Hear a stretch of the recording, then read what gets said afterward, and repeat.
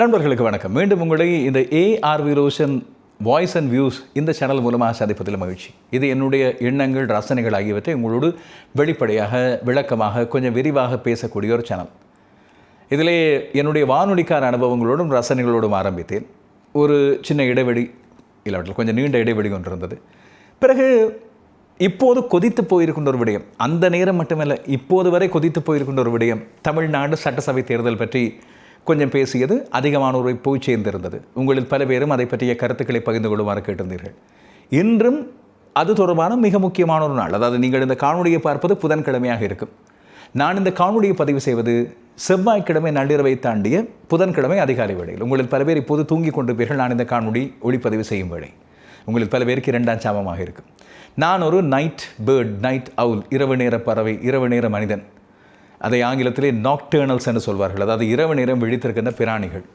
ஸ்காண்டினேவிய நாடுகளில் B person என்று சொல்வார்களாம். ஏ person என்றால் சாதாரணமான பகல் நேரங்களில் தங்கள் வேலைகளை செய்வோர், உங்களை போன்றோர், இல்லாவற்றில் உங்களில் அநேகமானோர். நான் இரவு நேரங்களில் கொஞ்சம் அமைதியாக, பெரிய ஆரவாரம் எதுவும் இல்லாமல், யாரையும் குழப்பாமல் வேலைகளை செய்யக்கூடிய ஒரு ஆள். என்னோடய வீட்டில் பிள்ளைகள் 2 பேரும் படிப்பவர்கள். எனவே மனைவியும் எப்படியும் அவர்களோடு எழுந்து வேலைகளை எல்லாம் செய்ய வேண்டியிருக்கும். மகளை நான் தான் பாடசாலையை கூட்டிக் கொண்டு போவேன். அப்போ எப்படியும் காலையில் நான் எழ வேண்டியிருக்கும்.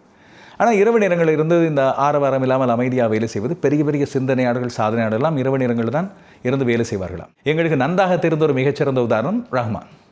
நான் அந்த அளவு பெரிய லெவல் சாதனையாளர்கள், அந்த சிந்தனையாளர்கள் மட்டத்தில் இல்லை என்றாலும், அவர்கள் அளவுக்கு வர வேண்டுமாக இருந்தால், இல்லாவிட்டால் அவர்கள் அளவு பாதிக்காவது வர வேண்டுமாக இருந்தால் கொஞ்சம் இப்படித்தான் கடுமையாக உழைக்க வேண்டியிருக்கும்.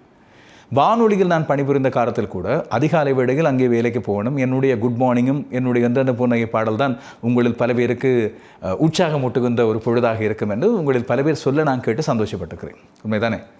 அதனால் தான் உங்களில் பல பேருக்கு என்னை தெரிந்தும் இருக்கும். அந்த நேரத்தில் கூட நான் தூங்குவது நள்ளிரவாகிவிடும் சில நேரங்களில். எனவே இப்போ கேட்கவும் வேண்டும், நான் ஒரு சுயாதீன ஊடகவியலாளர், இல்லாவிட்டால் சுயாதீன ஒலிபரப்பாளர், இல்லாவிட்டால் சுயாதீன தொழிலாளர். அப்படி இருக்கும்போது எனக்குடைய வேலைகளை, எனக்கான அன்றைய நாளின் கடமைகளை நானே திட்டமிட்டு சரியான முறையில் வகைப்படுத்தி கொள்ளலாம். எனவே அந்த தூக்க நேரத்தை கூட நான் அதுக்கேற்றது போல் ஒதுக்கிக் கொள்வேன். அளவான தூக்கம், இல்லாவிட்டால் சில நேரங்களில் குறைவான தூக்கமாக இருந்தாலும் நிறைய வேலைகளை செய்யக்கூடியதாக இருக்கும். சில நேரங்களில் அடித்து போட்டது போல் நீண்ட தூக்கமும் இருக்கும். அது ஆரோக்கியத்தை பாதிக்கக்கூடியது. பார்த்து கொண்டிருக்கிற உங்களில் நிறைய பேர் அதுக்கான ஆலோசனைகளை கூட சொல்லலாம். நான் இதை சொல்ல வந்த என்னத்துக்குன்னு சொன்னால், இன்று என்னுடைய வழமையான செய்தி நேரலை, விளையாட்டு நேரலை இரண்டையும் முடித்த பிறகு நள்ளிரவு வேளையில் இதை பதிவு செய்வதற்கான காரணம், உங்களில் பல பேர் விவாதித்திருந்த, கருத்துக்களை பகிர்ந்திருந்த, கேட்டிருந்த இந்த தமிழ்நாடு சட்டசபை தேர்தலை பற்றி இப்போது தமிழ்நாட்டில், இந்தியாவில் என்னென்ன பரபரப்பு, பதட்டம் இருக்கிறதோ அதையெல்லாம் தாண்டி இலங்கையில் பெரும் ஆரவாரம், முக்கியமாக சமூக வலைத்தளங்களில் விட்டால் முகத்தில் குத்துகிற அளவுக்கு சண்டைகள். ஆனால் இன்றைய நாள், அதாவது இந்த காணொலி நீங்கள் பார்க்கின்ற இந்த புதன்கிழமை, எக்ஸிட் பால்ஸ் என்று சொல்லக்கூடிய கிட்டத்தட்ட உத்தியோகபூர்வமான முடிவுகளை பிரதிபலிக்கக்கூடிய முடிவுகள் வரப்போகின்ற நாள். தனியே தமிழ்நாடு சட்டசபைக்கு மட்டுமல்ல, இந்தியாவில் தேர்தல் இடம்பெற்ற மேற்கு வங்கத்தின் 2ஆம் கட்ட தேர்தல் இன்று 29ஆம் தேதி இடம்பெறுகிறது. அஸ்ஸாம், கேரளா மற்றும் புதுச்சேரி ஆகியவற்றின் எக்ஸிட் பால்ஸ் முடிவுகள் வரப்போகின்றன. எனவே மே 4ஆம் தேதி யார் முடிசூடப் போகிறார், தமிழ்நாட்டின் முதலமைச்சர் யார், யார் ஆட்சியை பிடிக்க போகின்ற கட்சி, கூட்டணி என்று சொல்லி விவரங்கள் எல்லாம் வெளிவரப்போகின்றன. எல்லா விதமான பதற்றத்துக்கும், எல்லா விதமான ஷாக்குக்கும், இல்லாவிட்டால் எல்லா விதமான சந்தோஷத்துக்கும் தயாராக இருப்பீர்கள் நீங்கள். இன்று அதிகமாக பேசப்பட்ட விடயங்களில் ஒன்று, யாழ்ப்பாணத்தில் ஒரு ஆசிரியர், பௌதிகவியல் ஆசிரியர், அவர் தன்னுடைய வகுப்பிலே பாடத்தை நடத்தி கொண்டிருக்கும் போது அரசியலை பற்றி கொஞ்சம் பேசுகிறார். அந்த காலத்தில் இருந்த எங்களது வாழ்வியல், யாழ்ப்பாணத்தில் இருந்தோர், வடபுலத்தில் இருந்தோர் எவ்வாறு குண்டு வீச்சுகள் எதிர்கொண்டிருந்தார்கள், அதே போல் தான் ஈரானியர்களும் அதுபோல் அவர்களுக்கு தொடர்ச்சியாக யுத்தத்தில் இருந்த காரணத்தால் இந்த குண்டு வீச்சுகளுக்கெல்லாம் அவர்களுக்கு பயமில்லை, பழக்கமாக இருந்தது என்றெல்லாம் ஆரம்பித்து கடைசியாக தமிழ்நாடு தேர்தல் வரை போய் விஜயை போட்டு கிழி என்று கிழித்திருந்தார். அதுக்கு பிறகு அதுவே அப்படியே ட்ரெண்டிங் ஆகி சமூக வலைத்தளங்களை பார்த்தால், முக்கியமாக இலங்கையர்கள் பல பேர் பயன்படுத்துகின்ற சமூக வலைத்தளங்கள் அதுதான் ட்ரெண்டிங். இதே போல் நேற்று, அதாவது உங்களுக்கு நேற்று செவ்வாய்க்கிழமை விஜய், தமிழக வெற்றி கழகத்தின் தலைவர், அடுத்த முதலமைச்சர் என்று பல பேரால் சொல்லப்படுபவர், அவர் திருச்செந்தூர் கோயிலுக்கு போய் முருக வழிபாட்டில் ஈடுபட்டிருந்தார். எனவே ஒரு பக்கம் குமரன் சார் என்று சொல்லக்கூடிய அந்த ஆசிரியர், இன்னொரு பக்கம் திருச்செந்தூர் குமரன், இந்த 2 பேருக்கு இடையில் தான் நேற்றைய நாள் ட்ரெண்டிங் போட்டி. விஜய் சொன்னது போல இங்கே 2 பேருக்கு இடையில் தான் போட்டி. ஒன்று அந்த குமரன், இன்னும் வந்து இந்த குமரன் என்று சொல்லக்கூடிய மாதிரி நேற்று ஒரு பெரும் பரபரப்பு. இதற்கிடையில் தமிழக நண்பர்கள் நிறைய பேர் தெரிந்திருக்கக்கூடிய ஒரு விஷயம்தான். இலங்கை மீனவர் ஒருவர், யாழ்ப்பாணத்தைச் சேர்ந்த மீனவர் ஒருவர் தமிழகத்தின் மீனவர்களால் சிறைப்பிடிக்கப்பட்டு கடுமையாக தாக்கப்பட்டு அவர் கடற்கொள்ளையர் என்று சொல்லியெல்லாம் நிறைய செய்திகள் வெளியாகிறது. இதை பற்றியெல்லாம் என்னுடைய செய்தி பார்வையில் பகிர்ந்திருக்கிறேன். இப்படியான சம்பவங்கள் எங்கள் மத்தியில் பகை உணர்வை கொண்டு வரக்கூடியவை. ஒரு நாளும் தமிழ்நாட்டிலிருந்து மீனவர்கள் வழி தவறி இங்கே வருகின்ற வேளையில் அவர்களை இப்படி யாரும் தாக்கியது, கொடுமைப்படுத்தியது கிடையாது. அந்த காலங்களில் கடற்படையினர் சுட்டார்கள், இராணுவத்தினர் சுட்டார்கள் என்ற விவரங்கள் வந்த போதிலும் கூட எங்கள் மீனவர்கள் ஒரு நாளும் இப்படி நடந்து கொண்டது கிடையாது. அதுவும் அத்துமீறி மீன்பிடி, அதுபோல் தடை செய்யப்பட்ட மீன்பிடி முறைகளை பயன்படுத்தி இந்த ட்ரோலர்ஸ் எல்லாம் பயன்படுத்தி மீன்பிடிகள் இடம்பெற்ற போது கூட இப்படி இடம்பெற்றதில்லை. எனவே இப்படியான சின்ன சம்பவங்கள் கூட எங்கள் மனதில் ஆழமான காயங்களை கொண்டு வந்துவிடும். எங்களுக்கு இடையில் அப்படி பெரிய புரிந்துணர்வு இருக்கிறது. பாருங்கள், அங்கே ஸ்டாலினோ, எடப்பாடியோ, சீமானோ, விஜயோ முதலமைச்சராக வந்தால் இங்கே கொண்டாடக்கூடியவர்கள் நிறைய பேர் இருக்கிறார்கள். அதே போல் பேரறிவாளன் 31 ஆண்டு கால சட்ட போராட்டத்துக்கு பிறகு சட்டத்தரணியாக தன்னை பதிவு செய்து கொண்டார் என்று இங்கே புலகாங்கிதம் அடைகின்ற பெருமைப்படுகின்ற நிறைய பேர் இருக்கிறோம். எனவே இப்படியான சம்பவங்கள் நடக்காமல் பார்த்து கொள்வது மிக முக்கியமானது என்பதை ஒரு நண்பனாக இங்கே பதிவிடுகிறேன். இந்த விடயங்கள் எல்லாம் சின்ன சின்ன சலனங்கள் எங்களுக்கு கொண்டு வரக்கூடியவை. இப்போது நான் இதை பற்றியெல்லாம் பேசி கொண்டிருக்கும் போது ஒரு சில விடயங்கள், இந்த அரசியல் விடயங்களையும் கட்டாயமாக அன்றாட பேச்சிலேயே இல்லாவிட்டால் அன்றாட உரையாடலையே நாங்கள் பேச வேண்டியிருக்கிறது. காரணம் அது எங்களோடு ஒன்றோடு ஒன்றாக கலந்து விட்டது. நான் வானொலி காலத்தில் கூட நிகழ்ச்சிகளை செய்யும் போது பல்வேறு விஷயங்களை பகிர்ந்து கொள்வேன், பாடல்கள் போன்ற விஷயங்கள் எல்லாம் பகிர்ந்து கொள்வேன். அந்த பாட்டு என்று சொல்லும்போது தான் ஒரு விஷயம் ஞாபகம் வந்தது. என்னுடைய அந்த காலத்தில் வலைப்பூ இல்லாவிட்டால் வலைப்பதிவு என்று சொல்லக்கூடிய பிளாக் மிக பிரபலம். எங்களுக்கெல்லாம் வெப்சைட் என்பதையெல்லாம் பிறகுதான் நாங்கள் சொந்தமாக ஒரு வெப்சைட் வைத்துக்கொள்ளக்கூடிய அளவு எங்களுக்கு வசதி இருக்கிறது, இல்லாவிட்டால் அதுக்கான நேரம் இருக்கிறது என்றெல்லாம் நாங்கள் உணர்ந்தோம். ஆனால் அந்த காலத்தில் அனைவருக்கும் எடுக்கக்கூடிய இலவசமாக இப்போது யூடியூப் என்பது எவ்வாறு எல்லோருக்கும் இலவசமோ அதுபோல் அந்த காலத்தில் நாங்கள் பயன்படுத்தியது பிளாக்ஸ். எங்களுக்கு கூகுள் வழங்கியிருந்தது. அதுபோல் வேர்ட் ப்ரெஸ் என்ற ஒரு விஷயம் இருந்தது. அதெல்லாம் வலை உலக காலம். பதிவுகளை நாங்கள் எங்களுடைய கருத்துக்களை இலகுவாக பதிவிடக்கூடிய காலம். தட்டச்சு பதிவேற்றி அதில் ஒரு போட்டி இருக்கும், ஒரு சுவாரஸ்யம் இருக்கும், மன எண்ணங்களை எல்லாம் அப்படியே இலகுவாக பகிர்ந்து கொள்வோம், ரசனைகளை பகிர்ந்து கொள்வோம். அதில் சினிமா இருக்கும், அரசியல் இருக்கும், தனிப்பட்ட கருத்துக்கள் இருக்கும், நகைச்சுவை இருக்கும், பெரிய சுவாரஸ்யமான விஷயம். அந்த வலை உலக பொற்காலம் இப்போது இல்லை என்று நான் நினைக்கிறேன். அப்படி இருக்கும்போது நண்பர் ஒருத்தர் எனக்கு அனுப்பியிருந்தார் என்னுடைய பழைய வலைப்பதிவு பாடல் ரசனை ஒன்றை அனுப்பியிருந்தார் எனக்கு. அது ராஜாவின் பார்வையிலே என்ற திரைப்படம். உங்கள் பல பேருக்கு ஞாபகம் இருக்குமோ தெரியாது. அந்த திரைப்படத்துக்கு இருக்கிற ஒரே ஒரு ஸ்பெஷல் விஜயும் அஜித்தும் சேர்ந்து நடித்தது தான். அவர்கள் நடித்த 2 பேரும் சேர்ந்து நடித்த ஒரே ஒரு திரைப்படம். இளையராஜாவின் இசைத்தான் பாடல்கள். ஆனால் இளையராஜா இருந்த மும்முரத்தின் காரணமாக சில பாடல்களை எனக்கு மிக பிடித்த பாடல்கள் ஒருவர் அருண்மொழி. உங்களில் எத்தனை பேருக்கு அருண்மொழியை பிடிக்குமோ தெரியாது. எஸ்பிபியின் குரலில் இருக்கின்ற அதே போல ஈர்ப்பு இவரது தனித்துவமான குரலிலும் எனக்கு இருக்கிறது. இவரது எல்லா பாடல்களையும் தனியாக சேர்த்து என்னுடைய ஸ்பாட்டிஃபையில் ஒரு பிளேலிஸ்ட் ஒன்று போட்டு வைத்திருப்பேன். அவ்வளோ தூரத்துக்கு எனக்கு மிக பிடிக்கும். வானொலி காலத்திலும் தேடி தேடி அருண்மொழியின் பாடல்களை ஒலிபரப்புவேன். ஒரு தடவை உரையாடக்கூடிய வாய்ப்பு கிடைத்த ஒரு புல்லாங்குழல் கலைஞர், மிகச் சிறந்த மனிதர், நல்ல மனித உள்ளம். அவர்தான் இளையராஜா இருந்த அந்த பிஸி ஷெடியூலில் இவர் சில பாடல்களை மேற்பார்வை பார்த்தாராம். இசையமைப்பு மேற்பார்வையும் அவர் பார்த்திருந்தார். அப்படியான பாடல் ஒன்று என்னுடைய ரசனை பகிர்வாக பகிர்ந்திருந்தேன். அதை எனக்கு அனுப்பியிருந்தார். அது நினைப்பை விரும்பினால் கீழே தருகிறேன். அப்படி ஞாபகம் வந்த வேளையில் தான் யோசித்தேன், பாடல்கள் என்பது எங்களது வாழ்க்கையில் இப்பொழுது 2 கறந்தது போல. நான் கூட வானொலி காலத்தை விட்டாலும் கூட வானொலி இன்னும் கேட்பதுண்டு. அதை விட பாடல்கள் இல்லாமல் என்னுடைய பயணங்கள் இருக்காது. அன்றாட வாழ்க்கையிலும் கூட கொஞ்சம் வேலை செய்து கொண்டிருக்கும் போது கொஞ்சம் ரிலாக்ஸாக இருப்பதற்கு கட்டாயம் பாடல் தேவைப்படும். நண்பர்கள் நிறைய பேர் என்னுடைய ஸ்பாட்டிஃபை கணக்கை தொடர்கின்ற ஒரு சிலராக இருக்கின்றீர்கள். உங்களில் அப்படியாக இருந்தால் அந்த லிங்கையும் கீழே தருகிறேன். ஆர்வம் உள்ளவர்கள் என்னுடைய பாடல் ரசனை தெரிவுகள் வானொலி காலத்தில் கேட்ட அதே போன்ற பாடல்களை இப்போது தனித்தனி பிளேலிஸ்டாக வைத்திருக்கிறேன். நீங்கள் அதை கூட கேட்டு ரசிக்கலாம். எனவே அப்படியான விஷயங்களை பகிர்வதற்கு தான் இந்த சேனல். இன்னும் நிறைய விஷயங்களை பேசலாம், அரசியல் போன்ற விஷயங்கள். அரசியல் சொல்லும்போது ஒரு விடயம், எனக்கு இந்த கோபம் என்ற ஒரு விடயத்தை பற்றி நண்பர்கள் நிறைய பேர் கேட்டார்கள். நான் கண்டபடி விமர்சிப்பார்கள் நிறைய பேர். அவதூறுகளை கூட பல பேர் வெளிப்படுத்துவார்கள். அவமானப்படுத்துவது போல நிறைய பேர் சிரித்து வைப்பார்கள். அதுக்கெல்லாம் உங்களுக்கு கோபம் வராதான்னு ஒரு நண்பர் கேட்டிருந்தால் யூடியூப்பில் ஏதோ ஒரு கருத்துக்கு பகிரும்போது, ஊடகத்துறையில் வருவோர் இல்லாவிட்டால் பொது வெளிக்கு வருவோர் விமர்சனங்கள் ஏற்றுக்கொள்ளத்தானே வேண்டும். அதில் விஷமம் இருக்கும், சில நேரங்களில் அவதூறு இருக்கும், அவமானப்படுத்துகின்ற செயற்பாடுகள் இருக்கும். சில நேரங்கள் எங்களுக்கு கோபம் வரும், எங்களுக்கும் கோபம் வரும், எல்லோருக்கும் கோபம் வரும். ஆனால் விமர்சனங்கள் ஏற்றுக்கொள்ள வேண்டும். நான் ஆக்கப்பூர்வமான விமர்சனங்களை இப்பொழுதும் ஏற்றுக்கொள்கின்ற ஒருவன். ஆனால் கோபமும் வரும். என்னுடைய கோபம் கொஞ்சம் வித்தியாசமானது. சில நேரங்களில் பயங்கரமாக கோபத்தை உடனடியாக வெளிப்படுத்தி விடுவேன். இப்போது அதிகமாக எப்போது கோபம் வரும் என்று சொன்னால் வாகனம் ஓடும்போது. நாங்கள் விதிமுறைகளின்படி வாகனம் ஓடுவோம் ரோட்டில். ஆனால் கண்டபடி கொண்டு வந்து குறுக்க யாராவது ஒருவர் போடுவார். அதன் காரணமாக பாதிப்பு எங்களுக்கும் சேர்த்துருக்கும். பயங்கரமான கோபம் வரும்.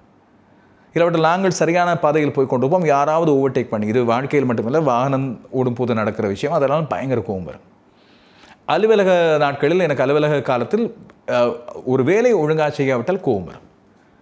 அந்த நேரத்தில் பயங்கரமாக பொங்கி வெடிப்பேன். அதுக்கு பிறகு அதே நபர்களோடு அமைதி காத்து அன்பு காட்டுவேன். அது பொதுவான வழக்கம். இந்த கோபம் எனக்கு நிறைய நல்ல விஷயங்களையும் தந்திருக்கிறது. ஒரு சில விஷயங்களில் என்னை தவறான பாதையில் கொண்டு போயும் இருக்கு. குடும்பத்தில் அப்படி தான் சண்டை வருமே, கோபம் வரும்.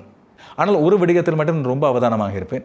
இந்த கோபம் என்பது கொஞ்சம் அளவு கடந்து போகும்போது எங்களது வார்த்தைகள் தடிக்கும், தவறான வார்த்தைகளை பயன்படுத்தி விடுவோம். ஆனால் அது உறவுகளை நிரந்தரமாக பிரிப்பதாக இருந்துவிடக்கூடாது என்று யோசிப்பேன். என்னில் பிழை இருந்தால் உடனடியாக மன்னிப்பு கேட்டுவிட வேண்டும் என்று யோசிப்பேன். என்னில் பிழை இல்லாவிட்டால் மன்னிப்பு அங்கே தான் வர வேண்டும். அது பொதுவாக வாழ்க்கையிலும் நண்பர்கள் மத்தியிலும் வேலைத்தலங்களில் நான் கடைப்பிடித்த ஒரு விஷயம். இதுபோல் இந்த கோபம் தான் என்னை அரசியலுக்கும் கொண்டு வந்தது. அரசியல் என்பது நாம் வர வேண்டும் என்று யோசித்தோ இல்லாவிட்டால் அதன் மூலமாக உழைக்க வேண்டும் என்று யோசித்தோ வந்த விடயம் கிடையாது என்பதை நான் இந்த அரசியல் என்ற விடயத்துக்கு வரும்போதே தெளிவுபடுத்தியிருந்தேன். என்ன கோபம்? மக்கள் மீதான கோபம், இல்லாட்டால் மோசமான அரசியல்வாதிகள் மீதான கோபம், ஏமாற்றப் போகின்றார்கள் என்ற ஒரு கோபம். இப்போது நடந்து கொடுக்கின்ற ஒரு சில விஷயங்களை பார்த்தால் உங்களில் ஒரு சிலருக்கு தெரியும். அதையெல்லாம் நீளமாக விமர்சித்து அதையெல்லாம் விமர்சனம் செய்ய வேண்டிய அளவுக்கு இப்போது நிலைமை இல்லை. உங்களது அவதானிப்புகளை நீங்கள் கருத்துக்களாக பதியலாம்.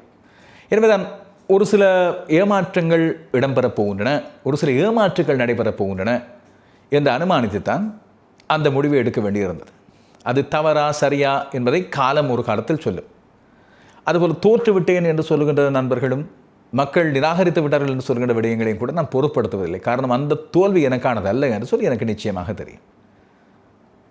வென்றிருந்தால் மக்களுக்கு என்னென்ன கிடைத்திருக்கும், என்னென்ன செய்திருப்பேன் என்ற விடயங்களை நான் நான் வென்றுதான் இப்படியெல்லாம் செஞ்சிருப்பேன்னு சொல்கிறது அது என்னுடைய சுய பிரதாபங்களை சொல்கின்ற விடயம் போல இருக்கு.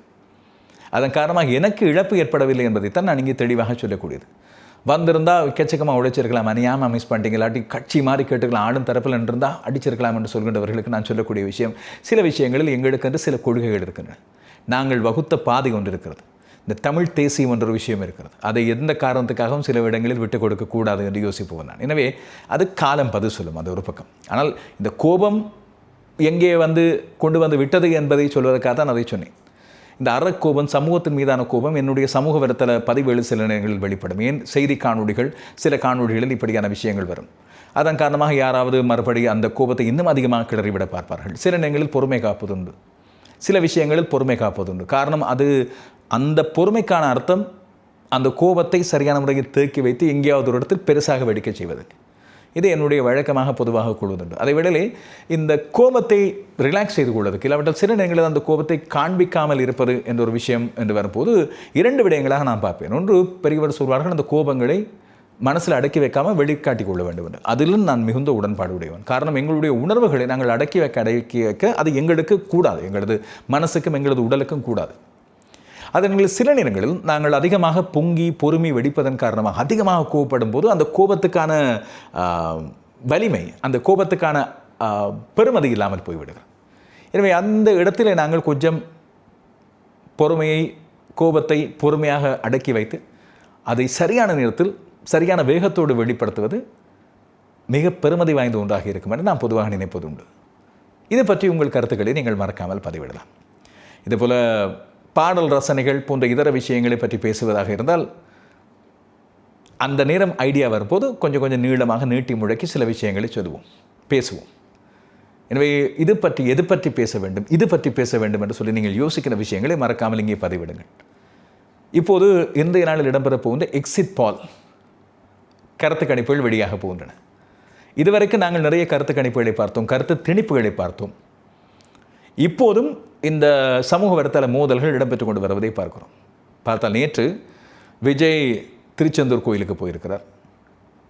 தமிழகத்தின் இப்போதைய முதல்வரான, இப்போது வெற்றி பெறக்கூடிய அதிகூடிய வாய்ப்பை கொண்டவராக சொல்லப்படுகின்ற மு.க. ஸ்டாலின் அவர் தன்னுடைய குடும்பத்தாரோடு கொடைக்கானல் போயிருக்கிறார். ஒவ்வொருவரும் அங்கே ஜாலியாக இருக்கிறார்கள். நம்மவர்களுக்கு இடையில் தான் மோதல். அதுவும் தமிழ்நாட்டிலே கூட கொஞ்சம் அமைதியாக எந்த நேரம் ரிசல்ட் எப்படி வருமோ என்று சொல்லி டென்ஷனில் அவங்க இருக்க, இங்கே நம்ம ஆட்கள் தான் சமூக வலைத்தளத்தில் பயங்கர மோதல். விஜய் ரசிகர்களும் விஜய் ரசிகர்கள் அல்லாதோரும் தான் இந்த மோதலில் ஈடுபடுகின்றார்கள் போல தெரிகிறது. காரணம், இந்த தேர்தல் காலம் வரை விஜய் ரசிகர்களுக்கும் சீமான் ரசிகர்களுக்கும் இடையிலான மோதல் இலங்கையின் சமூக வலைத்தளங்களில் இருந்தது.